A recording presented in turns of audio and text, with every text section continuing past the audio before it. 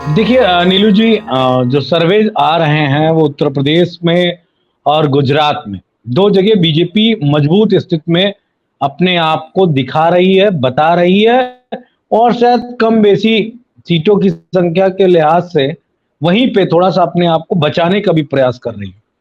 जो भी सर्वे आ रहे हैं वो सर्वे निश्चय ही, अभी 8 महीना 10 महीने का चुनाव चुनाव बचा है।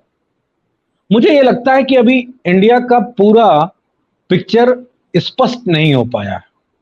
थोड़ा और अभी टाइम लगेगा उत्तर प्रदेश के परिप्रेक्ष्य में, बिहार के परिप्रेक्ष्य में और महाराष्ट्र के परिप्रेक्ष्य में। इन तीनों स्टेटों पे अभी एक नया सिनेरियो बनेगा। पश्चिम बंगाल को लेके भी मैं कह सकता हूं गठबंधन की बात हो गई, लेकिन कौन कितनी सीटें लड़ेगा, उत्तर प्रदेश में कौन कितनी सीटें लड़ेगा, ये बात स्पष्ट रूप से अभी निखर के नहीं आई है।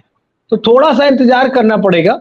मुझे लगता है कि बीजेपी का जो ये सर्वे आया है, इस सर्वे से नाइत्तेफाकी मैं बिल्कुल नहीं रख रहा हूं, लेकिन डाउनफॉल लगातार बीजेपी का हो रहा है। 14 में चलते हैं। 14 में जो सीटें लोकसभा की बीजेपी को मिली थी, वो सीटें 19 में नहीं मिली। दो पार्टी का गठबंधन था। अब क्या, अब विधानसभा को देख लें, 17 में जो सीटें मिली थी बीजेपी को, वो सीटें अब नहीं मिली 22 में। बड़ा अंतर हो गया। जो 2024 का लोकसभा का चुनाव होगा, वो नंबर्स नहीं आने वाले बीजेपी के, जो नंबर्स आपको सर्वे में दिख रहे हैं। और सबसे महत्वपूर्ण ये है, मैंने कुछ बातें इशारों में कही हैं, चूंकि अभी नीतीश जी से मिलके कल ही बीएसपी के सांसद आए हैं, कुछ पिक्चर डाली हैं, कुछ बात हुई है।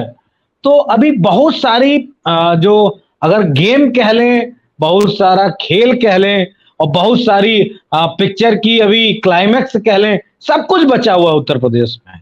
ये जब आएगा तो दूसरा रेशियो होगा। और एक सबसे महत्वपूर्ण बात कह दूं कि जो प्रत्याशी है लोकसभा वार, उनका जब तक फेस नहीं आता है तब तक मैं इस सर्वे को ना अपने पक्ष में और ना बीजेपी के पक्ष में राइट नहीं मानूंगा। क्योंकि इस बार बीजेपी के प्रत्याशियों का चेहरा भी देखा जाएगा।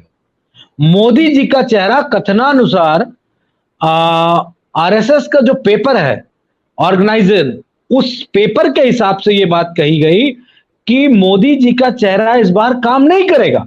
और मोदी जी ने सांसद में एक बात को कहा कि मेरे ही चेहरे पे मत चुनाव लड़ो, आप लोग अपने क्षेत्र में जाके कुछ अपना भी देखो और अपने अपने आप से मदद करो। तो ये फैक्टर नीलू जी काम करने वाला है कि प्रत्याशी कौन होगा।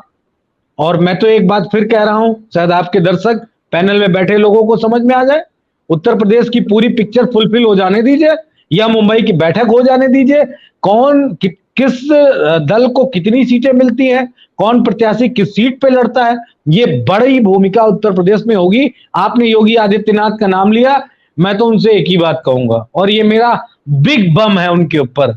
अगर अगर शब्द मैं वापस ले रहा हूं, 2024 में इंडिया की सरकार बनने के बाद वो अपनी सरकार बचा ले, ये उनके लिए बड़ी बात होगी, अगर उनमें कुछ भी पॉलिटिकल दम है।